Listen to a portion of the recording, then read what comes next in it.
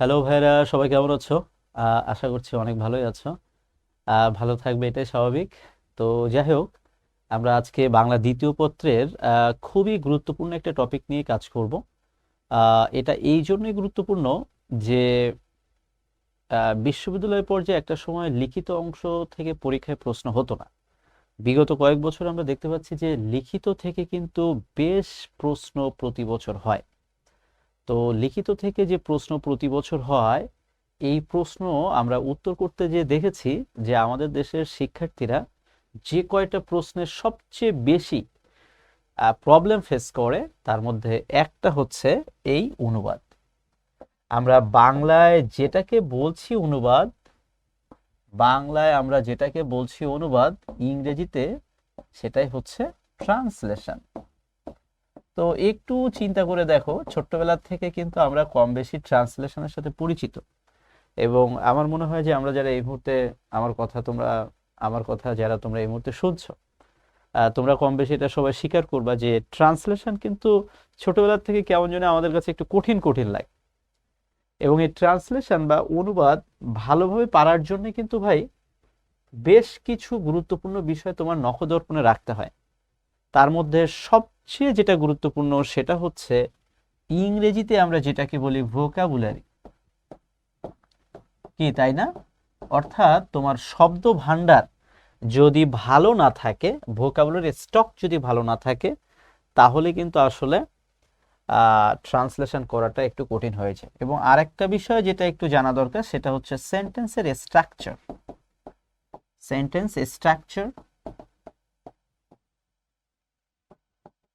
এখন এই সেন্টেন্স স্ট্রাকচারের সাথে আসলে অনেক কিছুই জড়িত। তবে ইংরেজিতে টেন্স যেটা আমরা বলি, এটা কিন্তু আসলে খুব বেশি মাত্রায় জড়িত। তো যাই হোক, এই যে কথাগুলো এতক্ষণ বলছি, এই কথাগুলো বলার অর্থ হচ্ছে একটাই, যে বিশ্ববিদ্যালয় লেভেলে দেখা যায় যে বাংলা থেকে ইংরেজি অথবা ইংরেজি থেকে বাংলা এই ধরনের অনুবাদ কিন্তু পরীক্ষা আসতে আমরা দেখেছি। তো আমরা একটা কথা মনে রাখবো যে বাংলা থেকে ইংরেজি যদি কখনো আমাদের পরীক্ষা আসে, তো সেক্ষেত্রে কিন্তু ভাই তোমাকে অবশ্যই অবশ্যই, তুমি নিজেও বুঝতে পারছো, তোমার যদি ভোকাবুলারি স্টক ভালো না থাকে, অর্থাৎ তোমার শব্দ ভান্ডার যদি শক্তিশালী না থাকে, তাহলে কিন্তু সত্যি কথা বলতে এই ধরনের প্রশ্ন উত্তর করা একটু কঠিন হয়ে যায়। এখন তুমি নিজের কাছে নিজে প্রশ্ন করে দেখো, এটা কি আসলে আন্দাজে উত্তর করার জিনিস? এটা কি এমসিকিউ টাইপের কোশ্চেন যে আমি আন্দাজে উত্তর করলাম আর আন্দাজে উত্তর করে হয়ে গেল?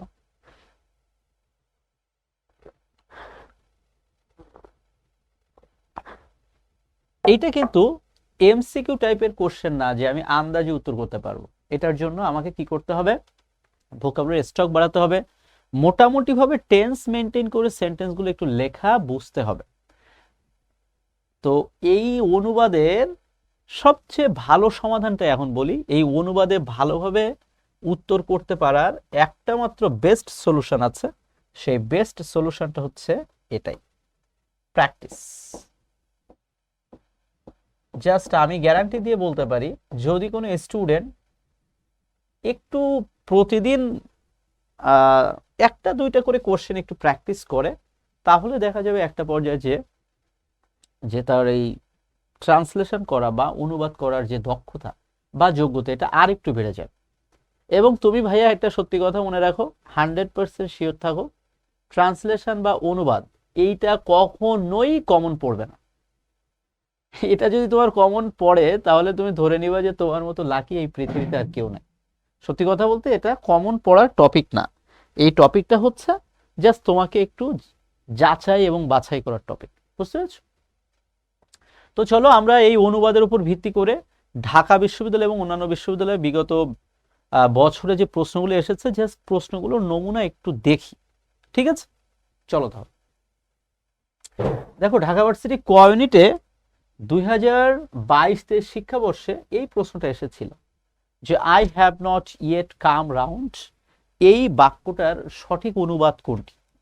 এখন তুমি একটু নিজের কাছে নিজে প্রশ্ন করে দেখো, তুমি এই শব্দগুলোর অর্থ সব জানো কম বেশি, কিন্তু আমার কেন জানি মনে হয় এই কাম রাউন্ড শব্দটার অর্থ তুমি হয়তোবা জানো না, বা জানলে হয়তো তোমরা দু একজন জানো, আর ম্যাক্সিমাম জানো না। এখন তুমি বলো, যদি এই কাম রাউন্ড শব্দের অর্থ আমি না জানি, তাহলে এই প্রশ্ন উত্তর করাটা কিন্তু একটু কঠিন হয়ে যাবে। আমি বলছি না যে পারা যাবে না, তবে একটু কঠিন হয়ে যাবে। আমরা মনে রাখবো যে কাম রাউন্ড শব্দটার অর্থ হচ্ছে মূলত সুস্থ হওয়া বা আরোগ্য লাভ করা। তো যখনই আমি জেনে যাব যে কাম রাউন্ড শব্দের অর্থ সুস্থ হওয়া বা আরোগ্য লাভ করা, তাহলে দেখো অটোমেটিক ভাবে স্পষ্ট বোঝা যাচ্ছে যে এখানেই মাত্র সুস্থ হওয়া নিয়ে কথা বলা আছে, সি নাম্বার অপশনে। দ্যাটস এই প্রশ্নের উত্তর হচ্ছে সি। অর্থাৎ I have not yet come round বাক্যটির সঠিক অনুবাদ হচ্ছে আমি এখনো সুস্থ হয়নি। আশা করছি বিষয়টা বুঝতে পেরেছো। এখানে বোঝাবুঝির কিছু নাই, সোজা কথা শব্দের অর্থ জানতে হবে। শব্দের অর্থ জানলে একেবারে 10 সেকেন্ডে উত্তর করা যাবে, আর শব্দের অর্থ না জানলে, না বুঝলে একটু সময় লাগবে। তো তোমাদেরকে আমি ক্লাসের শুরুতেই, আমি সরাসরি ক্লাসেও বলেছি এবং ক্লাসের বাইরেও একাধিকবার বলেছি যে ইংরেজিতে তোমরা যে ভোকাবুলারি পড়ছো, আই মিন সিনোনিম এবং অ্যান্টোনিম, এটা কিন্তু বাংলাতেও কাজে লাগবে। এবং দেখো স্পষ্ট সেটা দেখা যাচ্ছে। No fire can burn without air এর বাংলায় সঠিক অনুবাদ কোনটি? বলো তো, এর বাংলায় সঠিক অনুবাদ কোনটি? আমরা মনে রাখবো বাতাস ছাড়া আগুন জ্বলে না, বা বাতাস ছাড়া আগুন জ্বলতে পারে না। এটা হচ্ছে এই বাক্যের অর্থ। Everybody cried out for beauty. Dhaka varsity community এসেছে প্রশ্নটা। এই প্রশ্নটা কিন্তু ভাই এমসিকিউ টাইপের কোশ্চেন ছিল, তো সেটাই দেখাচ্ছি। কিন্তু লিখিত অংশে সাধারণত এ ধরনের প্রশ্ন আসে না, লিখিত অংশে সরাসরি ট্রান্সলেশন আসে। তারপরেও যেহেতু এই প্রশ্নগুলো এসেছে, জাস্ট আমি একটু দেখা দিচ্ছি। So everybody cried up for beauty. দেখো মনে হচ্ছে প্রশ্নটা সহজ, যে সবাই তার কান্নাকাটি করেছিল তার সৌন্দর্যের জন্য। আচ্ছা, আসলে কেউ কারো সৌন্দর্যের জন্য কান্নাকাটি করে? আমার কাছে মনে হয় না যে কেউ কারো সৌন্দর্যের জন্য কান্নাকাটি করে, বরং আমরা অন্যের সৌন্দর্য দ্বারা আকৃষ্ট হই, বা অন্যের সৌন্দর্যের কিন্তু আমরা কি করি, প্রশংসা করি। তো এটা আমাদের মনে রাখতে হবে যে ক্রাই আপ মানে হচ্ছে উচ্চ প্রশংসা করা। তো everybody cried up for beauty, এটার মানে হচ্ছে প্রত্যেকে তার সৌন্দর্যের এই যে ভূয়সী প্রশংসা করা। ভূয়সী মানে কি? অনেক প্রশংসা করা বা অতিরিক্ত প্রশংসা করা।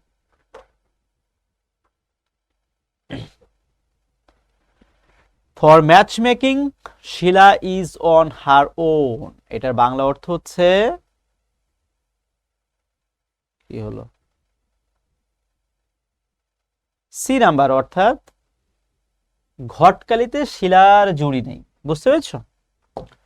ওকে, so next question, the wind suddenly dropped. এটা বোঝাই যাচ্ছে এটার অর্থটা কি। এটার অর্থ হচ্ছে হঠাৎ করে বাতাস থেমে গেল বা কমে গেল, যে কোনো একটা হতে পারে আর কি। The situation has come to a head. দুঃখিত, হেড। এটার অর্থ হচ্ছে পরিস্থিতি চরম অবস্থায় পৌঁছেছে। দেখছো, কাম টু এ হেড মানে হচ্ছে চরম অবস্থায় পৌঁছানো। এই ধরনের কি বলবো, এই ধরনের শব্দের অর্থগুলো যদি আমরা সঠিকভাবে না জানি, তাহলে এ ধরনের প্রশ্ন উত্তর করা একটু কঠিন। এটা খুব ভালো একটা প্রশ্ন, যে it takes two to make a core. বাক্যে যথাযথ বঙ্গানুবাদ হচ্ছে এক হাতে তালি বাজে না। There was once a bad headed man. এটা কিন্তু ব্যাল্ট বলা যাবে না, উচ্চারণটা কিন্তু ব্যাড, মনে রাখতে হবে। এটা কিন্তু ব্যাল্ট না, এটা ব্যাড, মনে থাকবে। এই ব্যাড মানে হচ্ছে ওই যে যে সকল মানুষের মাথায় চুল থাকে না, আমরা এক কথায় বলি টেকো লোক, ঠিক আছে, যাদের মাথায় সাধারণত চুল থাকে না। ডোন্ট স্মাইল অ্যাট এনিবডি, এটা খুব ভালো একটা ইংরেজি এবং এটা দেখো ঢাকা ভার্সিটি কমিউনিট এসেই কত বছর আগে আসা প্রশ্ন, যে কাউকে বিদ্রুপ করো না। বিদ্রুপ মানে কি? কাউকে নিয়ে হাসি ঠাট্টা করো না। এটা বোঝাতে সাধারণত এই ইংরেজিতে বোঝানো হয় don't smile at. Smile at মানে হচ্ছে কাউকে নিয়ে হাসি ঠাট্টা করা। ইন্টিগ্রিটেটের অনুবাদ দেখো সরাসরি কিন্তু ইংরেজিতে যে সিনোনিম তোমরা পড়েছো, সেখান থেকে এই প্রশ্নটা সরাসরি এসেছে যে ইন্টিগ্রিটি এটার অর্থ কি। ওই অনেস্টি যা, ইন্টিগ্রিটি ঠিক তাই। তো অনেস্টি মানে সততা, ইন্টিগ্রিটি মানে সততা বা বিশ্বস্ততা। দেখো ঢাকা ভার্সিটি কমিউনিটি কিন্তু এই ধরনের প্রশ্ন আসতে দেখা গিয়েছে। Translate the following sentences into English. Dhaka varsity community মানে কি জানো তো? ঢাকা ভার্সিটি কমিউনিটি কিন্তু তারাই সাধারণত যারা কমার্সের স্টুডেন্ট, তারাই কিন্তু ঢাকা ইউনিভার্সিটি গ ইউনিটে পরীক্ষা দেয়, এটা অনেকেই জানে না, জানাই রাখলাম। আগে লিখিত অংশে এ ধরনের প্রশ্ন আসতে দেখা যেত না, কিন্তু এখন এই ধরনের প্রশ্ন আসতে দেখা যায়। সেই ছোট্টবেলার মতো দেখো ভাইয়েরা, তোমাদেরকে ছোট্ট ছোট্ট করে 4-5টা বাংলা বাক্য দিবে এবং সেই বাংলা বাক্যের ইংরেজি তোমাকে করতে হবে। এবার তুমি আমাকে বলো, যদি আমি ক্লাসের শুরুতে যেটা বলছিলাম, তোমার যদি ভোকাবুলারি স্টক ভালো না থাকে, তুমি যদি শব্দের অর্থ ভালোভাবে না জানো, তাহলে কিন্তু তুমি এই ধরনের প্রশ্ন উত্তর করতে পারবা না। সোজা কথা ভাই, এখানে আবেগ দিয়ে কাজ হবে না, আর এখানে আন্দাজ করেও কাজ হবে না, এখানে বোঝাবুঝির কিছু নাই। জাস্ট আমি শব্দের অর্থ জানবো এবং ধুমধাম করে পরীক্ষা আসলে উত্তর করে দেব। এবং আমি সবসময় অ্যাডমিশন লেভেলে স্টুডেন্টসদের একটা কথা সবসময় বলি, রে ভাই, ইংরেজিতে ভোকাবুলারি স্টক বাড়াতে হবে। তুমি ইংরেজিতে ভোকাবুলারি স্টক বাড়ানো মানে ইংরেজিতেও ভালো করবা, বাংলায়ও 2-3টা প্রশ্ন আসে ইংরেজির সাথে রিলেটেড, সে ধরনের প্রশ্ন ভালো করতে পারবা। আসলে ইংলিশ গ্রামার কখনো কারো ওইভাবে আটকায় না, অন্তত পরীক্ষায় পাশ করে আসা যায়। কিন্তু দেখবা synonym, antonym, preposition, idiom, phrase, group verbs, spelling, এই ধরনের প্রশ্ন কোনো আন্দাজে উত্তর করার প্রশ্ন না। You should have a good command over the topics. ওই টপিকগুলোর উপর তোমার ভালো দখল না থাকলে তুমি আনসার করতে পারবা। তো যাই হোক, এই কথাগুলো তোমাদেরকে যে অনুৎসাহিত করার জন্য বলতেছি তা না, এই কথাগুলো বলার উদ্দেশ্য হচ্ছে একটাই, তোমরা এখনো সময় আছে, ইংরেজি যে শব্দ ভাণ্ডার আছে এই শব্দ ভাণ্ডারের উপর একটু গুরুত্ব দাও, তাহলে আশা করা যায় তোমার উত্তর করতে কোনো সমস্যা হবে না। তো দেখো, এইগুলো হচ্ছে বাংলা বাক্য ছিল, ওই বাংলা বাক্যগুলোর হচ্ছে ইংরেজি ঠিক এরকম। জাস্ট আমি একটু দেখিয়ে দিলাম। ওকে, এবার দেখো ঢাকা ভার্সিটি ঘ ইউনিট, একটা সময় যেটা ঘ ইউনিট ছিল এখন সেটা হয়ে গেছে বি ইউনিট। তো বি ইউনিটে আমরা বিগত বছরগুলোতে দেখতে পাচ্ছি যে ট্রান্সলেশন অনেক সময় কিন্তু আসে, এবং এই ট্রান্সলেশন উত্তর করার জন্য দেখো এই ধরনের ট্রান্সলেশন কিন্তু ঢাকা ভার্সিটি ঘ ইউনিটে এসেছে।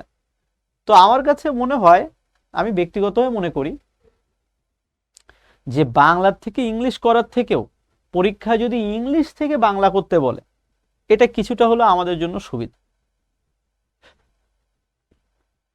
দেখবা যে ইংরেজি থেকে বাংলা করা যায়, কিন্তু বাংলা থেকে ইংলিশ করতে গেলে কেন জানি একটু কঠিন লাগে। এবং এক্ষেত্রে ভাই আমি তোমাদের ছোট্ট একটা পরামর্শ দিই, সুন্দর করে এটা মাথায় আজীবনের জন্য ঢুকিয়ে রাখো। ট্রান্সলেশন করবা সব সময়, ট্রান্সলেশনকে 2 ভাগে ভাগ করা যায়, একটা আক্ষরিক অনুবাদ আর একটা ভাবানুবাদ। ওরে বাবা, ইয়ে আবার কি, আমি বুঝাই দিচ্ছি, আজীবন এটা মনে রাখবা, তাহলে ট্রান্সলেশনে অনেক ভালো মার্ক পাওয়া। অ্যাডমিশন তো দূরের কথা, বিসিএস পরীক্ষায় ট্রান্সলেশন থেকে পরীক্ষায় প্রশ্ন হয়, এবং শুনে অবাক হয়ে যাবে, একটা ট্রান্সলেশনে মার্কস থেকে 25 থেকে 30, এত সোজা না, আবার পারলে একেবারে সোজা। অনুবাদকে 2 ভাগে ভাগ করা যায়, একটা হচ্ছে আক্ষরিক অনুবাদ, একটা হচ্ছে ভাবানুবাদ। শেষবারের মতো বুঝে নাও, একবারই বলবো, আক্ষরিক অনুবাদ বলতে কি বোঝায়? প্রত্যেকটা শব্দের অর্থ করে যখন তুমি কিছু লিখতে যাও তখন সেটা হয়ে যায় আক্ষরিক অনুবাদ, অর্থাৎ যে ওয়ার্ড যেভাবে আছে সেই ওয়ার্ডের অর্থ সেইভাবে যখন তুমি লেখো তখন সেটা হয়ে যায় আক্ষরিক অনুবাদ। তোমাদের কাছে আমার পরামর্শ থাকবে, অনুবাদ করার সময় বা ট্রান্সলেশন করার সময় কখনোই এই আক্ষরিক অনুবাদকে ফোকাস করবা না। যেমন দেখো একটা বাক্য, the streets are my home, তুমি যদি এটা আক্ষরিক অনুবাদ করো তাহলে অর্থটা কি দাঁড়ায়? রাস্তাঘাট হলো আমার বাড়ি। আচ্ছা তুমি বলো তো, রাস্তাঘাট হলো আমার বাড়ি, এই বাক্যটা শুনতে কি ভালো লাগতেছে? কোনোভাবে কি এটা আমাদের মানে ভালো শোনাচ্ছে? কোনোভাবেই দেখো এটা ভালো লাগছে না। তাহলে রাস্তাঘাট হলো আমার বাড়ি, এই বাক্যটাকে আমরা এইভাবে না বলে তো অন্যভাবেও বলতে পারতাম, যে রাস্তায় আমার বাড়ি, বা কি বলবো, রাস্তাঘাটই হচ্ছে আমার সব। মানে আমরা এই ট্রান্সলেশনে এমন একজনকে নিয়ে কথা বলবো যে হয়তোবা রাস্তাঘাটে থাকে, হয়তো পথ শিশু, যার আসলে এভাবে মাথা গোজার কোনো জায়গা নেই। তাহলে তার কথা চিন্তা করে একটু বাক্যটা কেমন হতে পারে, তার কথা চিন্তা করে দেখো বাক্যটা এমন হতে পারে যে রাস্তাই হলো আমার আশ্রয়, বা এই যে দেখো ফুটপাতই হলো আমার বাড়ি, বা ফুটপাতই হলো আমার আশ্রয়। তাহলে দেখো যেটা বোঝাতে চাচ্ছিলাম তোমাদেরকে for the last time, I would say যে ট্রান্সলেশনের ক্ষেত্রে কখনোই আমরা আক্ষরিক অনুবাদে যাব না। আমরা জাস্ট ট্রান্সলেশন ইংরেজিতে পড়বো একটা বাক্য, পড়ে জাস্ট এটা যে ভাবানুবাদটা আছে, অর্থাৎ ওই বাক্যের যে মূল ভাব, ওই মূল ভাবটাই আমি লেখার চেষ্টা করি। আমি যদি মূল ভাবটা ভালোভাবে লিখতে পারি তাহলে আশা করা যায় তুমি অনেক ভালো নাম্বার পাবা। তো দেখো আসলে এগুলো আমি জাস্ট তোমাদেরকে একটু দেখাচ্ছি, কিছু গুরুত্বপূর্ণ কথা আছে সেগুলো বলছি, কিন্তু পরীক্ষায় কিন্তু জীবনে এগুলো কমন আসবে না, 100% গ্যারান্টি। ঠিক আছে, জাস্ট তোমার কাজ হচ্ছে বাসায় তুমি ট্রান্সলেশন এইভাবে প্র্যাকটিস করবা। আমি কি বোঝাতে পেরেছি? জাস্ট নিজে নিজে প্র্যাকটিস করবা। Thank you. এই যে দেখো ঢাকা ভার্সিটি ঘনিটে আসছে এই বাংলা থেকে ইংলিশ। আমি একটু আগে বলে আসছি যে বাংলা থেকে ইংলিশ করাটা কেন জানি একটু কঠিন লাগে, কিন্তু ইংরেজি থেকে বাংলা আরও যেহেতু আমি বললাম যে ভাবানুবাদ লিখলে ভালো, দেখবা যে ইংরেজি থেকে বাংলা যেভাবে লেখা যায়। কিন্তু বাংলা থেকে ইংরেজি লিখতে গেলে ভাই তোমার কিন্তু ওয়ার্ডের স্টক ভালো হতে হবে। যেমন এই একটা প্রশ্ন দেখো, মনোভাব এর ইংরেজিটা তোমাকে জানতে হবে। আমরা আলাদা আলাদা খেলনা দিয়ে থাকি, আলাদা আলাদা, মেয়েদের পুতুল, পুতুল হাড়ি পাতিল, আর মেয়েরা ঘরের ভেতর থাকে। এই যে দেখো অন্তত পক্ষে এত সহজ একটা ট্রান্সলেশন, তারপরেও কিন্তু এই শব্দগুলোর অর্থ তোমাকে জানতে হবে। এই শব্দের অর্থ না জানলে আসলে তুমি উত্তর করতে পারবা না, কারণ এখানে কিছু করার নেই। আমি সব জানলাম, হাড়ি পাতিল ইংরেজি জানি না, কিছু যায় আসে না, অন্তত কাছাকাছি শব্দ লেখো। হাড়ি পাতিল ইংরেজি মূলত কি? ইংরেজিতে ইউটেন্সিলস, তারপরে কি শব্দ আছে না, কি ওই যে দোকানপাটে লেখা থাকে কি, ক্রোকারিস, মানে এই জিনিসগুলো। মানে তোমাকে আমি বলছি না যে তোমার যা খুশি তাই লেখো, এই যে দেখো আমি যেটা বলছিলাম সেটাই এখানে লেখা, ইউটেন্সিলস। এবার আমি ধরে নিচ্ছি যে তোমার ইউটেন্সিলস মাথায় নাই, ক্রোকারিজ মাথায় নাই, আপাতত তুমি এটুকু লেখো, হোম প্রোডাক্টস। এটার ভালো একটা ইংরেজিতে আরেকটা স্মার্ট ওয়ার্ড আছে এখন, কি যেন বলে, হোম অ্যাপ্লায়েন্স, কি তাই না? হোম অ্যাপ্লায়েন্স, এসব এই অ্যাপ্লায়েন্স শব্দটা কিন্তু আগে ব্যবহার হতো না ওইভাবে, ইদানিং এটা খুব ভালো ব্যবহার হয়। সো আমার কথা হচ্ছে ভাই তুমি চাইলে অনেক শব্দ লিখতে পারো। এক্ষেত্রে তোমাদের আরেকটা কথা বলে রাখি, আমার একটা ফ্রেন্ড ওই ওয়ার্ড লিখছে তার মানে আমাকে ওইটাই লিখতে হবে এমন কোনো কথা নাই, কারণ ওই শব্দটার অর্থ 99% স্টুডেন্ট জানে না, জানারও দরকার নেই, তুমি লিখে আসলেই হবে। টিচারকে বোঝাতে পারলেই হবে যে আমি লিখছি, কে কোন বোমবাস্টিং ওয়ার্ড লিখছে আর সে যে মার্কস বেশি পাবে এই চিন্তা মাথা থেকে ঝেড়ে ফেলো। কেননা টিচাররা যারা খাতা দেখে ওনারা ভালোভাবেই জানে যে একজন শিক্ষার্থীর মাথায় সবসময় সব ওয়ার্ড নাও আসতে পারে। ঠিক আছে, আমি এই তিনটা শব্দ বললাম, তোমার যদি কিছু মনে না থাকে তুমি সহজ শব্দ লেখো, যে হোম ইউজ প্রোডাক্টস, সোজা কথা। তো যাই হোক, এটা নিয়ে বেশি কথা বলতে চাচ্ছি না, কারণ এখানে বোঝানোর কিছু নাই। জাস্ট তোমাদের কাছে আমার রিকোয়েস্ট হচ্ছে একটাই, তোমরা একটু ভালোভাবে প্র্যাকটিস করো। এই যেমন দেখো ইংলিশ ফার্স্ট পেপার বইয়ে যে কবিতাগুলো আছে, তোমরা যারা খ ইউনিটের ক্লাস এই মুহূর্তে করছো, আই মিন খ ইউনিটের স্টুডেন্ট যারা এই মুহূর্তে এই রেকর্ডিংটা শুনছো, তোমাদেরকে শেষবারের মতো আমি পরামর্শ দিচ্ছি, বি ইউনিটে ঢাকা ইউনিভার্সিটিতে বিশেষ করে ইংলিশ ফার্স্ট পেপার বইটা অনেক গুরুত্বপূর্ণ। এবং যদি আরও সংক্ষেপে বলি, ইংলিশ ফার্স্ট পেপার বইয়ের যে কবিতাগুলো আছে এই কবিতাগুলো তোমার পরীক্ষার জন্য খুব গুরুত্বপূর্ণ, খুব ভালোভাবে পড়ে যাবা। এই যেমন একটা কবিতা তুলে দিছে, এই কবিতাটার বাংলা অর্থ তোমাকে লিখতে বলছে। এখন তোমার যদি এটা পড়া না থাকে তুমি লিখতে পারবা না। ওকে, সো এই হচ্ছে মূল কথা। এই যে দেখো ইংরেজি থেকে বাংলা এসেছে একাধিক প্রশ্ন, এবং তোমার কাজ হচ্ছে ইংরেজি থেকে বাংলায় অ্যান্সার করার জন্য সুন্দর করে নিজে একটু প্র্যাকটিস করো। এই যে দেখো ঢাকা ইউনিভার্সিটি গ ইউনিটে এই ধরনের প্রশ্ন আসছে দেখা গেছে, বাংলা এসেছে, এই বাংলার যে ইংরেজিটা আছে সেটা ট্রান্সলেশন তুমি লিখবে। আরেকটা কথা বলি যে ট্রান্সলেশনের ক্ষেত্রে সবসময় চেষ্টা করবে একেবারে সহজ সহজ শব্দ লেখার, কঠিন শব্দ লেখার দরকার নেই। তুমি একটা কঠিন শব্দ লিখতে গেলে দেখা গেল বানান কোনো মতে ভুল হয়ে গেল, ওই ভুল বানান লেখার থেকে না লেখাই ভালো, কোনো দরকার নেই, কোনো প্রয়োজন নাই রে ভাই। এই যে দেখো গ ইউনিটে একটা প্রশ্ন এসেছে বাংলা, বাংলা থেকে ইংরেজি করতে তোমাকে বলা হচ্ছে। ওকে, সো আমার কাছে কেন জানি মনে হচ্ছে যে আসলে ট্রান্সলেশন নিয়ে খুব বেশি কথা বলার আর তেমন কিছু নাই। এই যে দেখো কত সহজ, মা আমার সবচেয়ে বড় সমালোচক ছিলেন। এবার কোনো না কোনো কারণে আমি সমালোচক ইংরেজিটা জানি না, তাতে কি যায় আসে? অন্তত কাছাকাছি লিখলাম।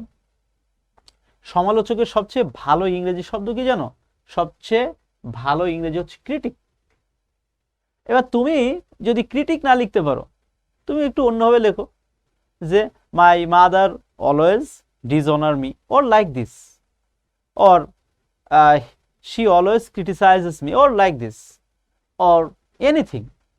কিন্তু কথা হচ্ছে তোমাকে লিখতে হবে, না লিখলে হবে না। তো এই হচ্ছে মূলত কথা, বাংলা থেকে ইংরেজি, ইংরেজি থেকে বাংলা, এইভাবে তোমরা লিখবা। এবং লেখার জন্য একটাই শর্টকাট, সেটা হচ্ছে জাস্ট কি বলবো, এটার প্রয়োজন নেই, এগুলো কোনো প্রিভিয়াস কোশ্চেন না। প্রিভিয়াস কোশ্চেন নিয়ে আমরা আজকে একটু দেখাচ্ছি তোমাদেরকে।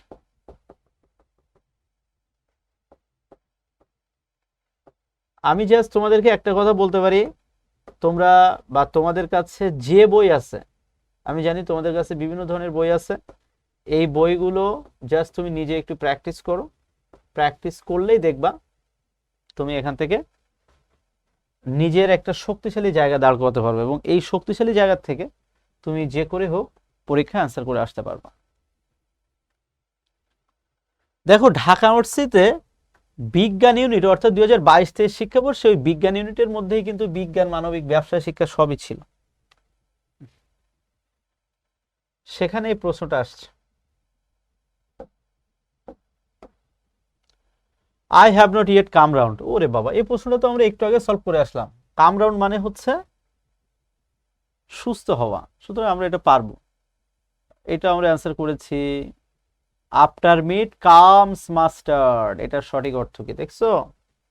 ইংরেজিতে বলে হচ্ছে প্রভার, বাংলা হচ্ছে প্রবাদ বাক্য। ইংরেজিতে প্রভা, এটা কিন্তু বাংলায় অনেকবার আসতে দেখা গেছে। নুন আনতে পান্তা ফুরায়, এটার ইংরেজি হচ্ছে after meat comes mustard.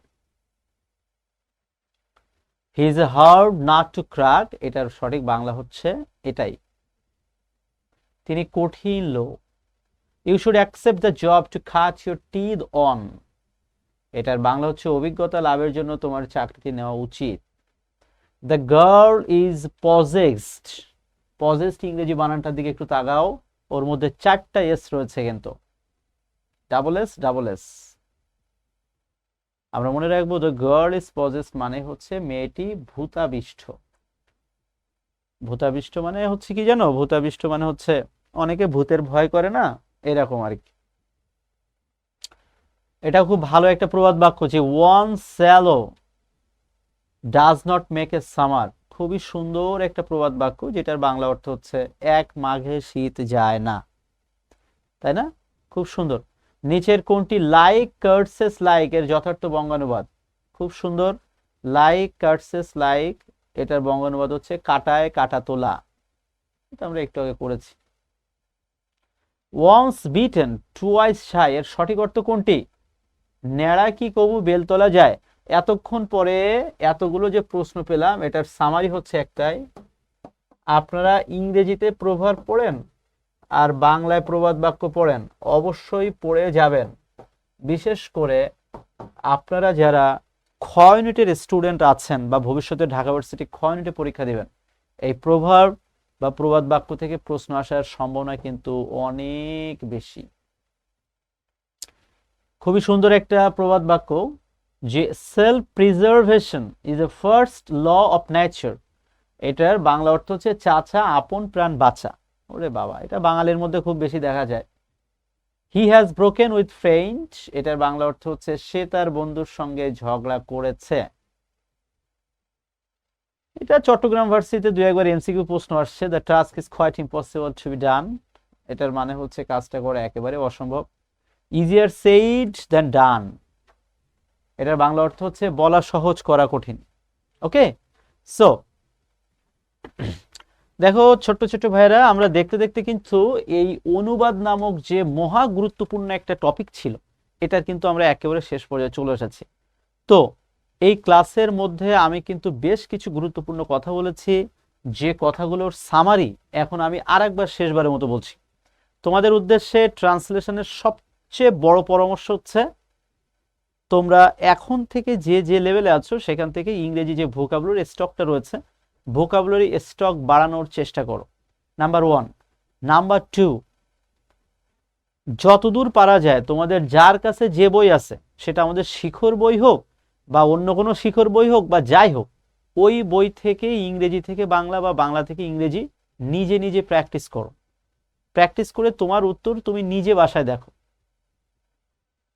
You know that practice makes a man perfect.